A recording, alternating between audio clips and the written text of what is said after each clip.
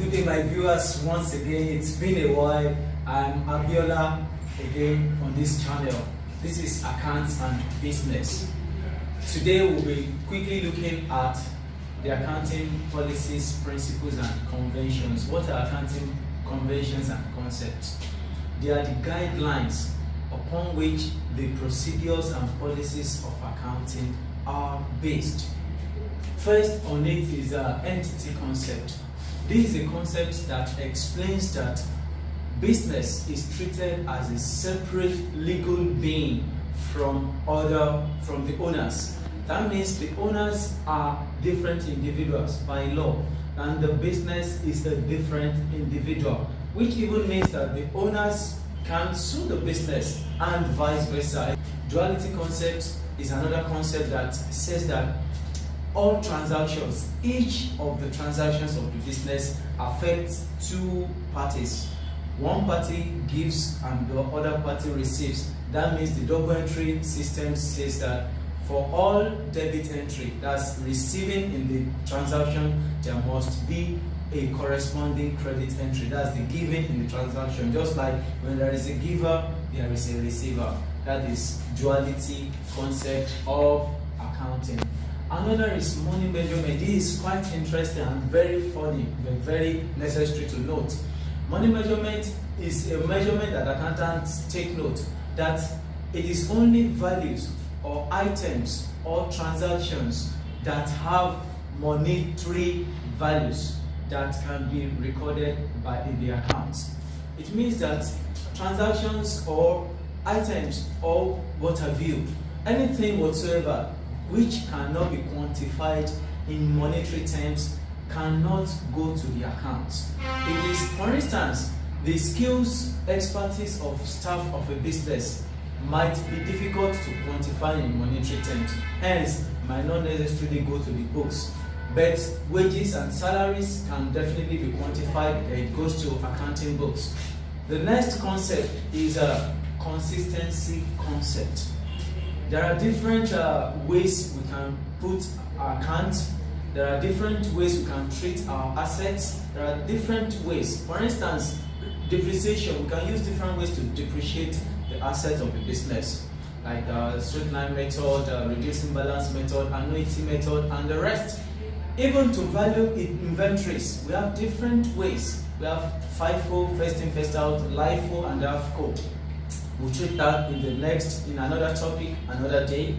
So, if any method is being used, it must be put to use consistently. This will allow even our users to have good reflection on the performance of the business and to show better picture of the business. Not that you use one last year, you are changing the mode of depreciation. For instance, this year, it is necessary to consistently stick to any method you want to use to value or to show your accounts. Another is the accrual concept, which is the same thing as matching.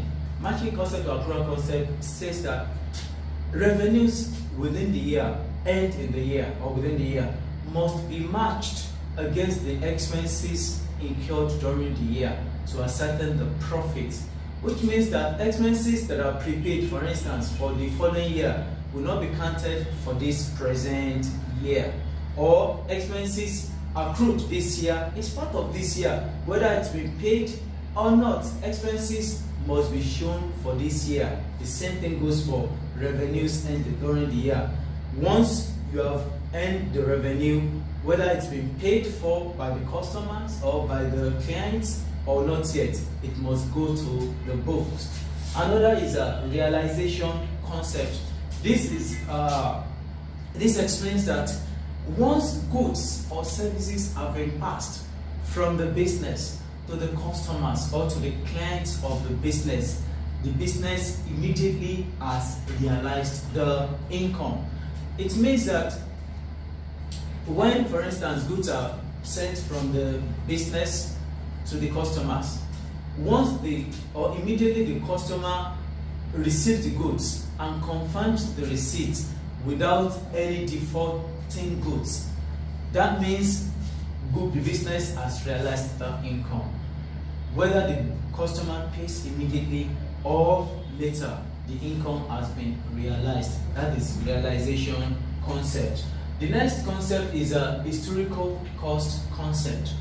This explains that our assets, the non-current assets, are shown at their cost values.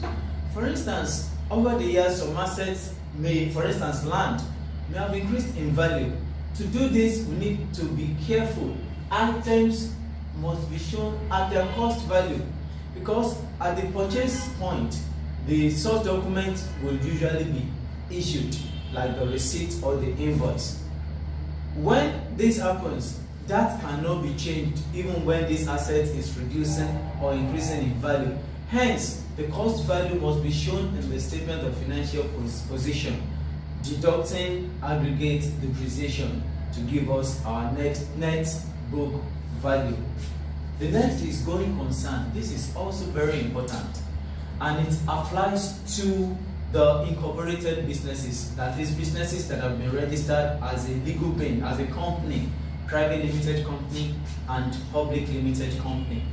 Going concern is a concept that assumes a business to still be in existence for the foreseeable future or till perpetuity, regardless of existence of the owners or not the owners. If we won't forget the entity concept previously explained, that the business is different from the owners. So whatever is happening to the owners is separated from the business. Hence, the continuity of the business is important, and the business is assumed to continue to exist for the foreseeable future. That's why when we prepare the accounts for income statement, it will be income statement for the period ending. Assuming that the business will exist for the next period. Also, for statement of financial position, it is as at a date, which assumes that the business will run for the next day. That is going concern concept. Next is a prudence concept. It means that accountants have to be careful, the same thing as conservatism.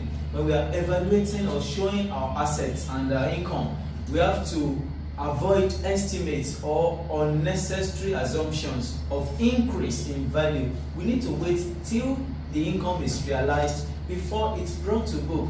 You cannot estimate a future increase and put it into account. It might be tricky. However, for costs and expenses, once you estimate increase, you put it down, because if it eventually happens that the cost increases, that is okay, you've already provided for it. And when you are showing your assets, it must be asset less depreciation, inventory, lower of cost and net realizable value. For debtors or trade receivables, that is the trade receivables less provision for doubtful debts. This will show the true value of the assets of the firm. The next is materiality. Materiality shows that some items are treated more material in quote than the other by different businesses. The same assets. For instance, this item I'm holding, this remote control, it's just an item. So the purchase cost will be just like a stationary cost, which is just a mere expense. But the firm that sells this to me is going to treat this item as an inventory. It's a stock, it's an asset, a current asset to that firm. But to me, it's just an expense. It is not material to me. To the firm that sells it, it is an asset.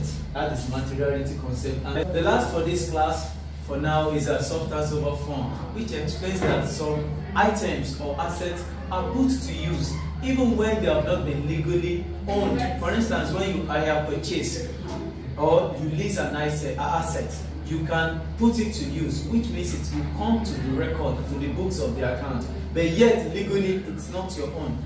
Since it's been put to commercial use, it must be put into account. This is where we wrap it up on this class today on accounting concepts and principles. Thank you very much. After this video, please like and subscribe. It is Accounts and Business with Abiola. Thank you.